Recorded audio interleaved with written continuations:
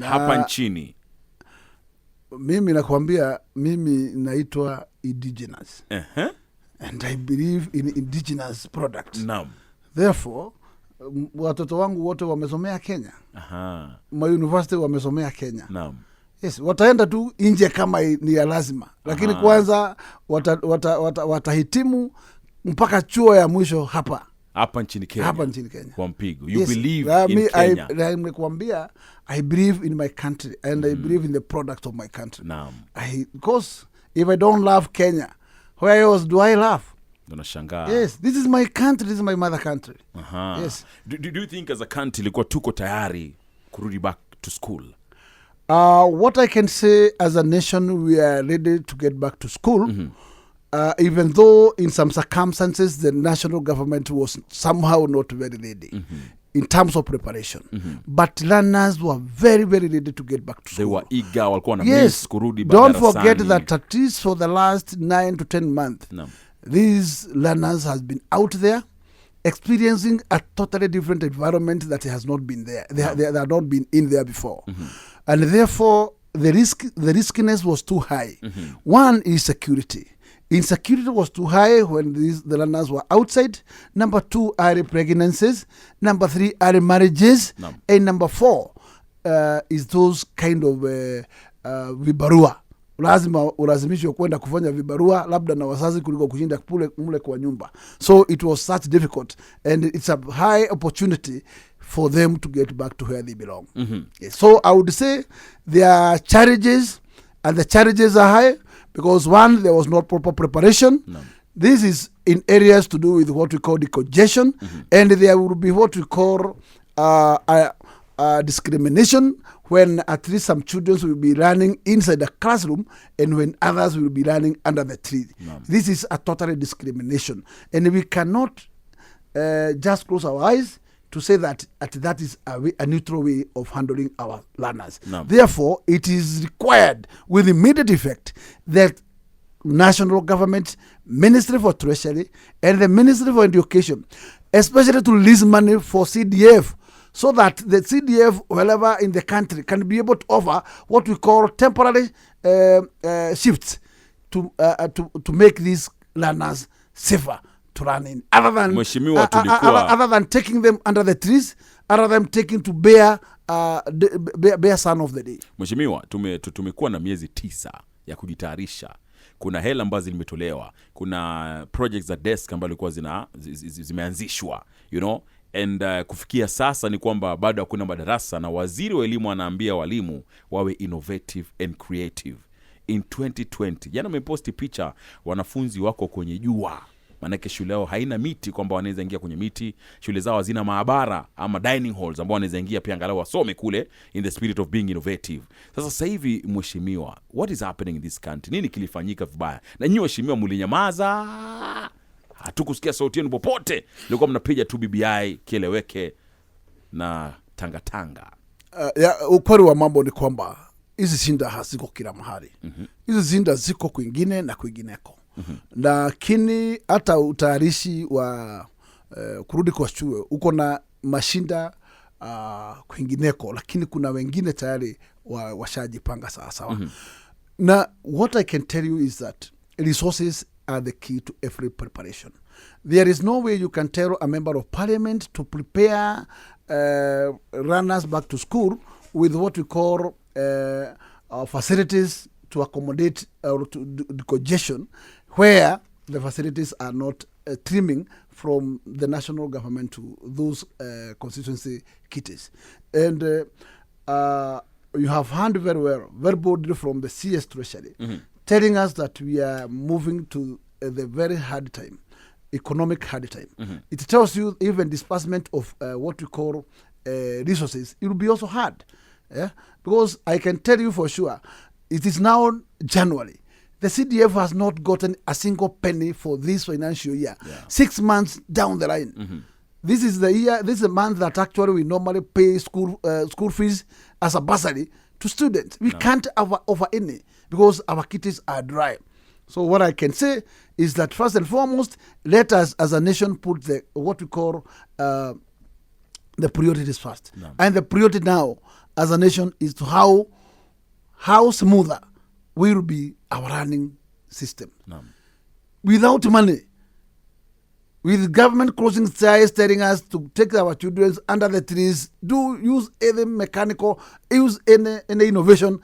What are the information what you expect a teacher to innovate if he has no single facility, if he has no extra coin to buy a canvas, to buy a desk? Today we have what we call a company in Orva of those suppliers who did supply for those desks in Western region, even in Nairobi, pare outering, they are not paid to do it. Then it shows you that there is a problem somewhere.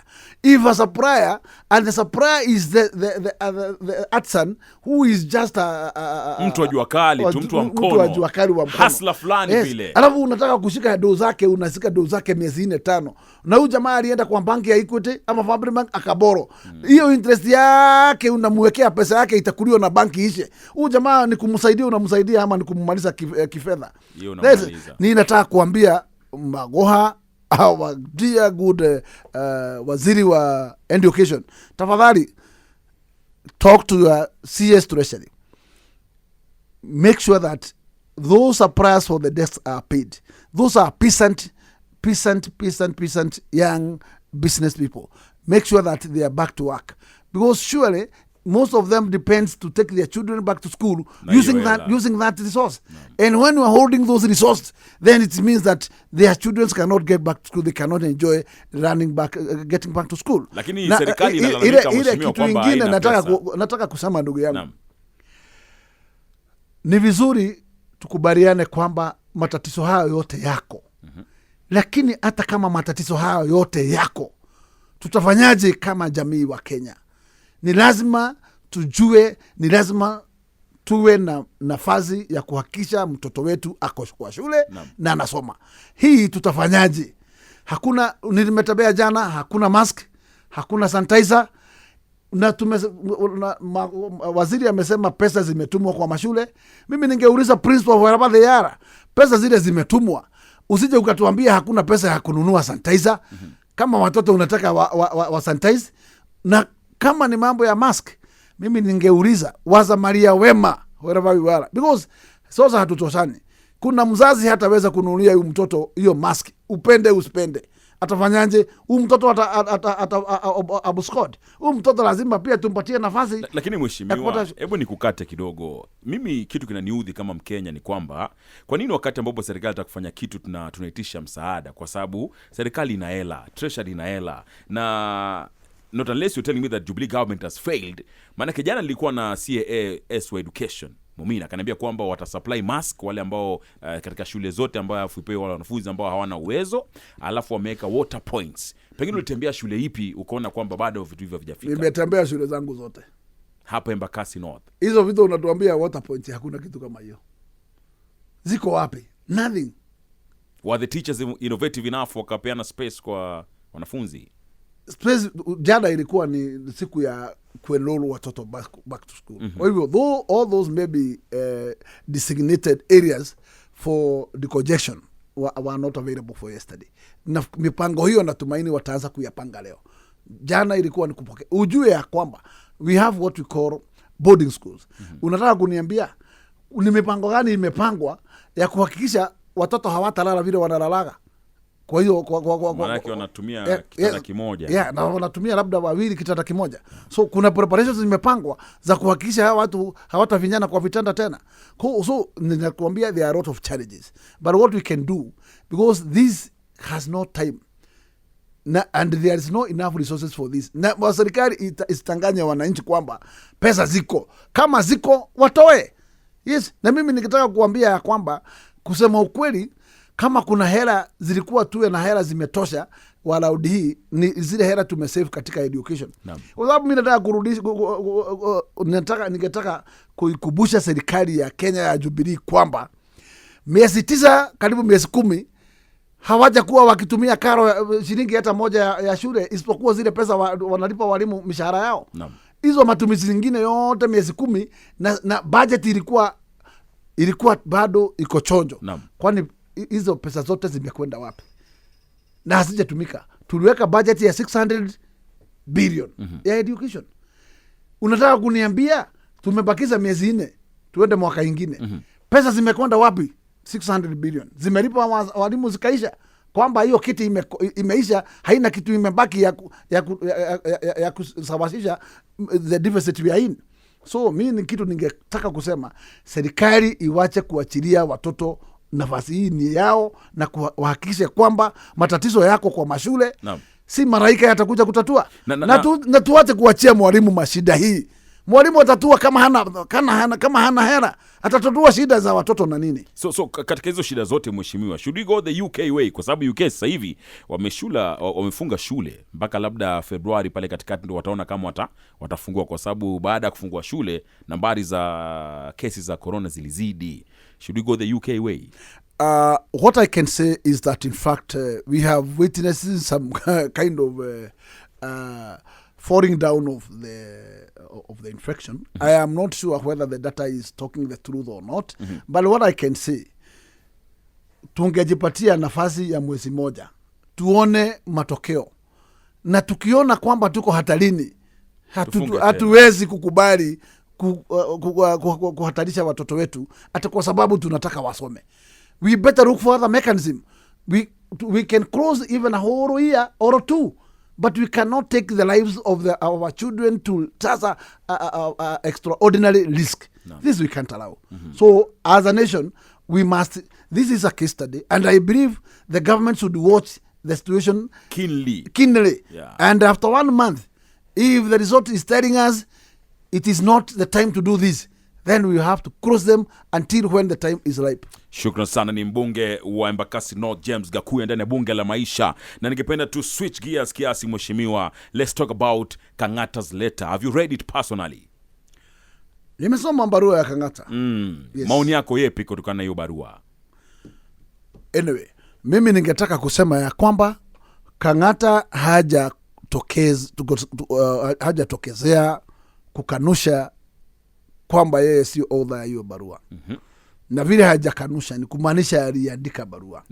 Na ni haki yake kama Mkenya kumwandikia rais, kama Mkenya mwingine yote angefaa kumwandikia rais, kwa sababu rais pia ni binadamu. Na rais pia ni mzuri, anakubushwa kwa njia zile ambaye utamfikia. Kama huwezi mfikia kwa simu, basi utamfikia kwa njia ya barua. Na makosa nimeona tu ni kuiweka kwa maruninga. Anasema yeye hata hakuisambaza, aliandikia rais peke yake, na kuna mtu mmoja alimsisia, hajamtaja nani. Ni nani aliriki? Hajamtaja. Lakini alisisi mtu mmoja ndio ikasambaa. Lakini yeye lengo lake lilikuwa ni ifikie kwa rais. Anyway, mimi nitasema haikuwa siri. Na kwa sababu ukishaamua kumwandikia rais ni kwamba haumwambii mambo ya siri. Na mambo ambayo yamenukuliwa na Irungu Kang'ata kwa barua yake si mambo ya siri, ni mambo inahusu wa Kenya. Na haswa inahusu wa Kenya ambayo ni wakaaji wa Mlima Kenya. Na ni kwamba yeye akinukulia anasema ya kwamba anamwambia rais kwamba amewenda katika holiday hii na amepima darubini za hali ya anga katika eneo hilo la mlima. Na ameona kwamba yule ambaye ndovu anamuuza kule ni ndovu ambaye hauziki. Na hivyo ni Kang'ata nataka kuambia rais, hii kazi usinipatie ya kuuza BBI kule. So yani kama anajitoa kwenye kesi. Anajitoa, anataka kumwambia ulinipatia kazi ya kutafuta kiti ya MCA pale pale inaitwa Gatito inaitwa it is in Kiharu.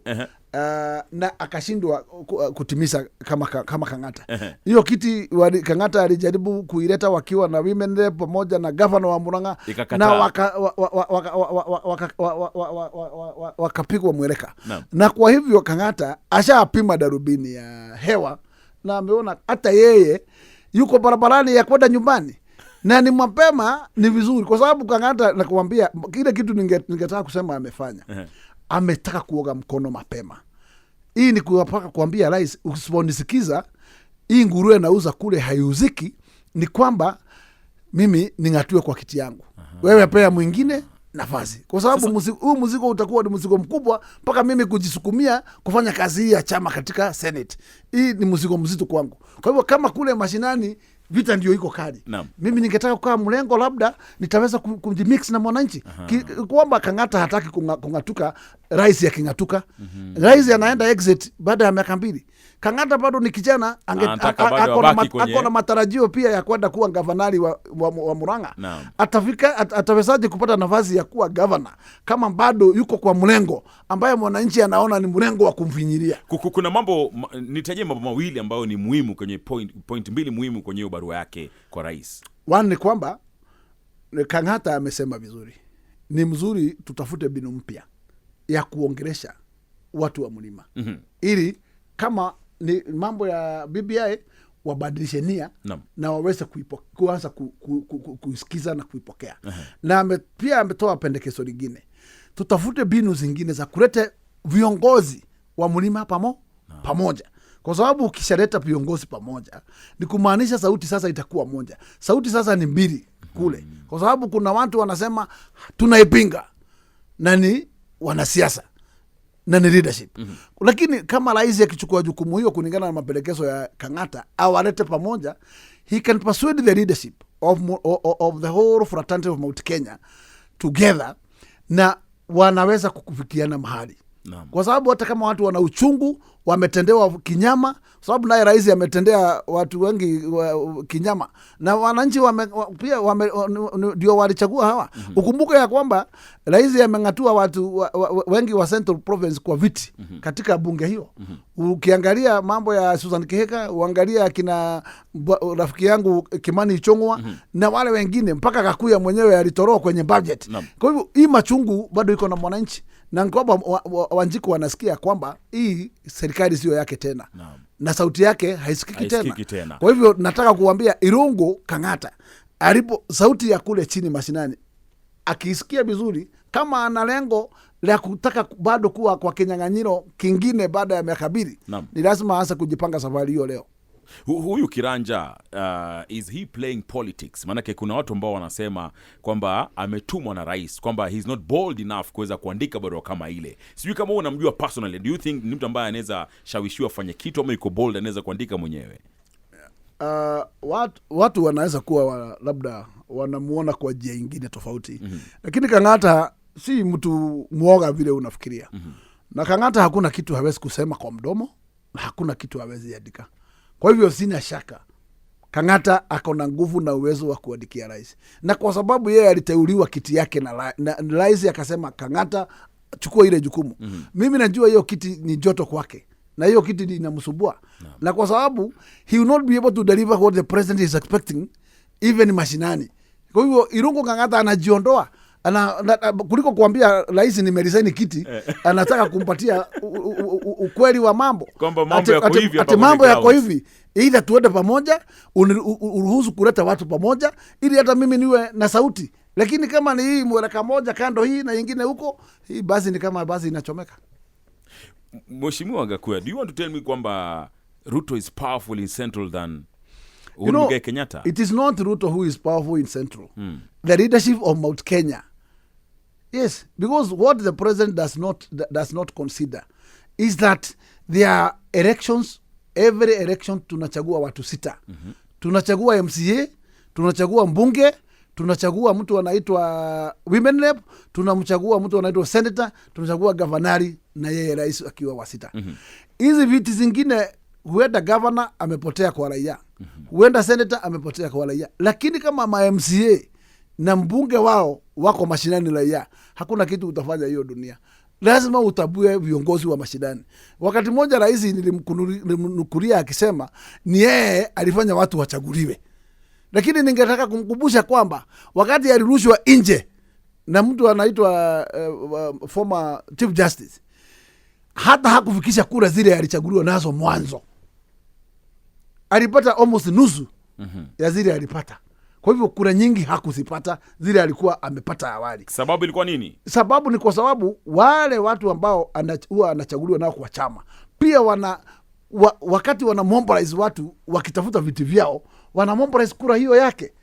And that's why kwa box unakuta inajaa vizuri.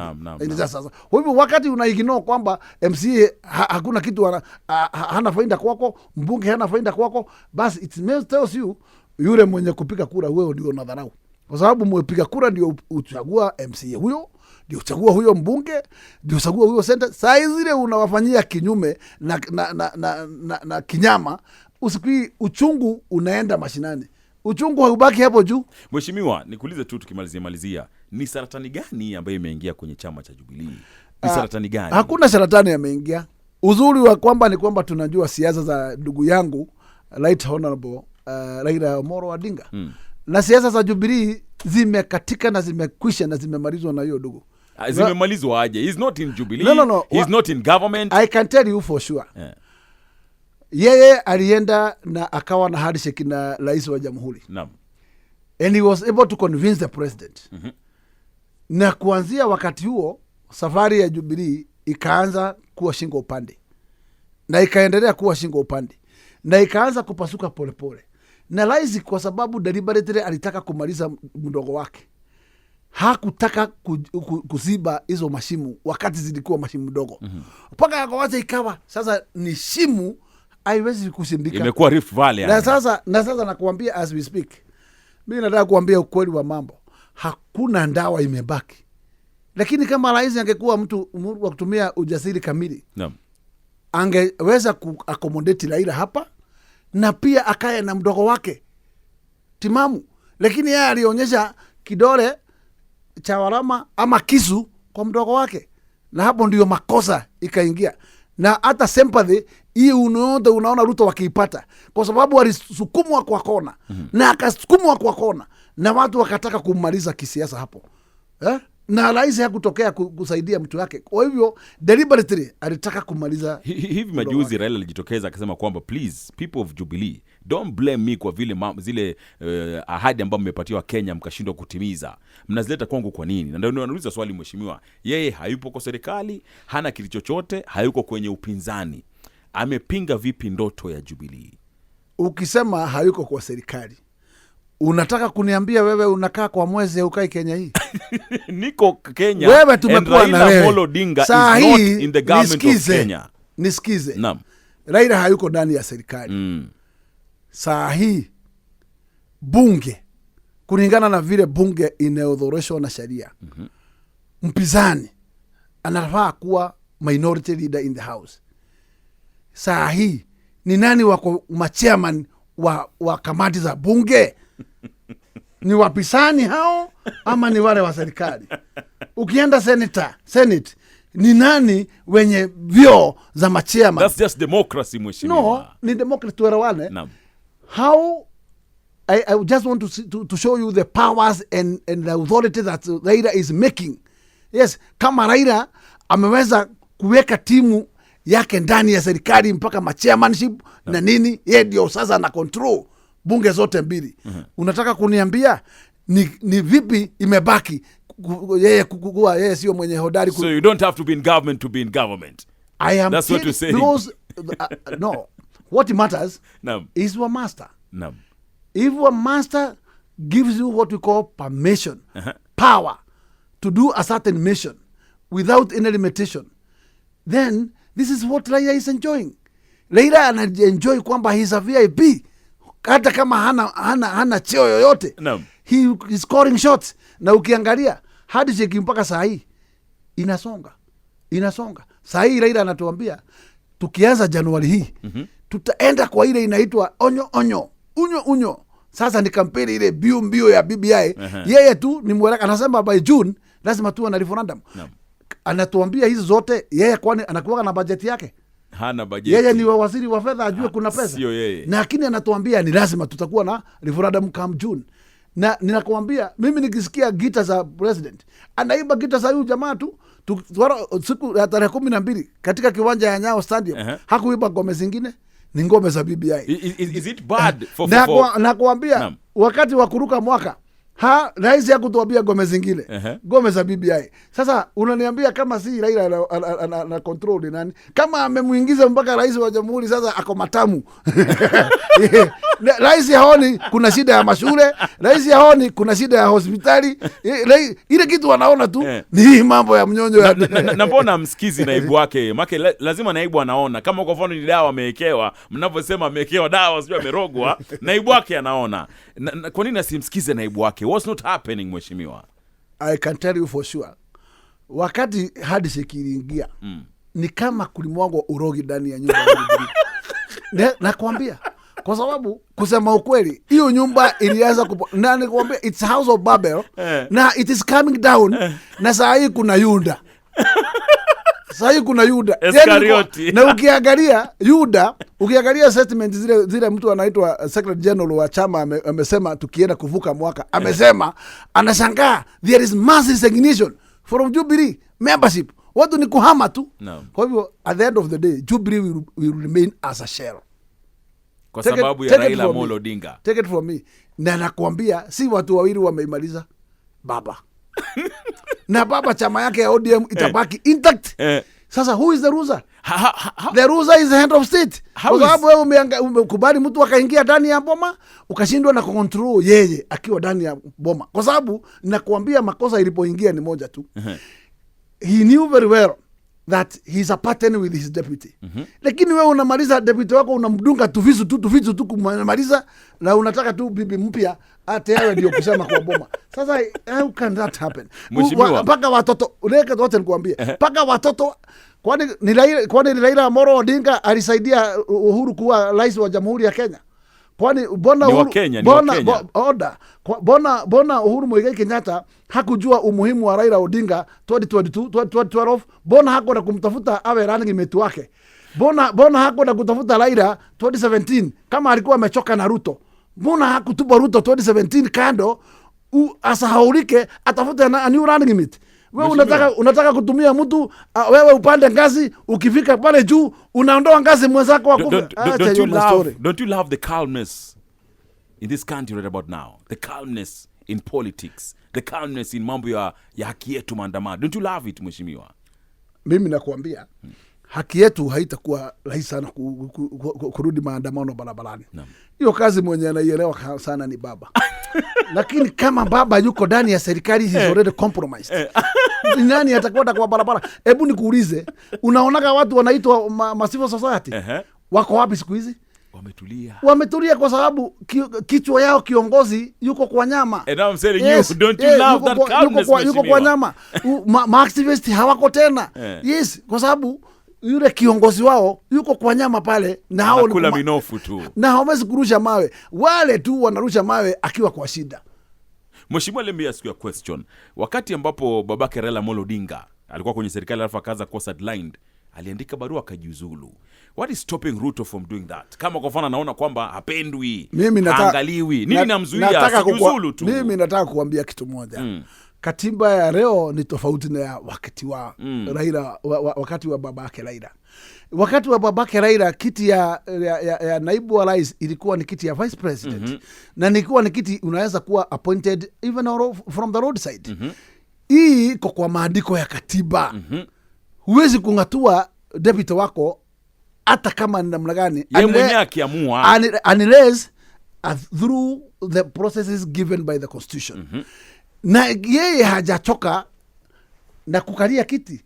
Kwani unataka kukalia kiti ni shida? Mimi hata ukiniambia atuke aende wapi Ruto abaki pale na kiti yake, hiyo kiti itamsaidia kuchora michoro yake. Kwani iko nini? Hai ofisi tunabanana hapo. Mimi nataka kuambia magavana wamekuwa na desturi ya kutumia madepute wao kama mafriji. Na kazi yao magavana ni kusoma gazeti tu kwa ofisi. Madepute governor ni kusoma tu magazeti kwa ofisi. Basi kama rais hataki ufanye kazi, Ruto kaa kwa ofisi, soma magazeti na ufanye kazi yako. Kwa sababu kazi ulipewa na wananchi wa Kenya. Hawaja kufuta kazi. Wewe hakuna, usijaribu kuandika kitu kama kitu inaitwa resignation. Uende wapi? Hapana, uache mafuta na ulipewa kiti na katiba na wananchi wa Kenya. Yes. Hakuna mahali Ruto atakwenda. When it's too hot, get out of the kitchen. I can tell you for sure. It is not hot it can be hot in such a way that they are not seeing an eye in what we call party politics. But when we come to what we call government, hakuna two deputy president. Even the president of this country, the head of state, he recognizes that he has a deputy, whether they are not seeing each other. Whether they like it or not. Yes. Mheshimiwa, juzi tumeona vikaratasi vimerushwa katika parts of Uasin Gishu County kwamba inaaliza watu fulani wa jamii fulani basi watoke katika county. Ni mambo ambayo tulikuwa tunadhani kwamba tumetupa katika kaburi la sahau baada ya Uhuru Muigai Kenyatta na Ruto kuungana pamoja. Na hivi vitu na makaratasi kama haya mheshimiwa, unadhani yanatokea wapi? Na kama wananchi ningependa uweze kuongea nao kwamba kwa nini? Maana mimi najua leo hii utamchapa Raila sana wewe, lakini mkikupatana pale Karen mnakunywa chai kahawa, unaenda zako anaenda zake, au sio? Mwananchi wa kawaida ndio tunabidi tunatupiana makaratasi kama haya. Ningependa uongelee swala hili mheshimiwa. Mimi ile kitu ningetaka kusema, Wakenya ni vizuri tujue kule tumetoka, na tumejua kwamba nchi si ya kabila moja wala ingine. Nchi ni ya sisi makabila wote, mpaka wale wote wamepokubalika kuishi dunia ya Kenya, sio wazaliwa, lakini ni citizen wa nchi. Wana haki kununua mashamba hapa, wana haki kurithi kila kitu hapa. Kwa hivyo ile kitu ningetaka kuuliza Wakenya, wherever they are, let us love our country. Wacheni tuwe watu wa kupendana. Wacheni tusije tukawa watu wa kupiganishwa vichwa kila wakati na wanasiasa. We must raise above our petty issues. Na mimi nataka kusema hivi, kwa sababu wanasiasa ndio uchochea, na uchochevu wote unatokea na wanasiasa kwa sababu hawezi kukoma hii. Mimi ningeomba mwananchi wa kawaida awe mwerevu kuliko mwanasiasa. Wewe hapana kuambiwa na mtu karushie ndugu yako mawe. Wewe hapana tumika kuambiwa ende ukatoe ndugu yako jisho. Wewe hapana tumika, kwa sababu at the end of the day you need your partner tomorrow. Huyo jirani wako utamhitaji kesho, na shida za ujirani hazitakwisha, na hakuna vile utatoshea dunia ya Kenya ati kwa sababu umemhamisha kabila hii ama umehamisha kabila hii, kwa sababu hata utaridhi vitu zake, lakini utaridhi kwa siku mbili.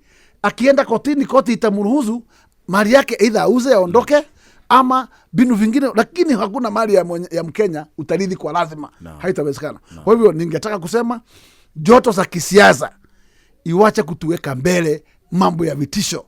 Wale wameanza kutishana na kumwaga hizo leaflets wakitaka kusema makabila fulani hawafai kuwa hapa. Hata kama wewe ni Mjaruo, Muruya, Mukikuyu, Mukalenjin, Mukabila, Mutaita na unakaa Central Province pale kunaitwa Nyeri, ni haki yako kuishi hapo. Hata kama Mkenya wa aina gani ako Kisumu, anafaa let us listen. Kwa sababu tukiwa nje ya mpaka yetu ya Kenya, zote tunajitaka wa Kenya. Mbona mkikutana Uraya na Mkalenjin ama na Mjaruo mnasalimiana kama wa Kenya? Na unasikia raha umepata Mkenya.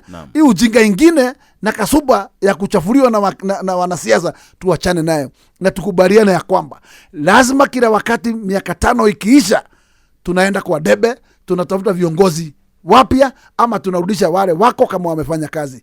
Na hivyo ndio itakuwa desturi ya Kenya kulingana na katiba. Kwa hivyo hiyo sio jambo ya kumaanisha kwamba lazima tuchafue nchi.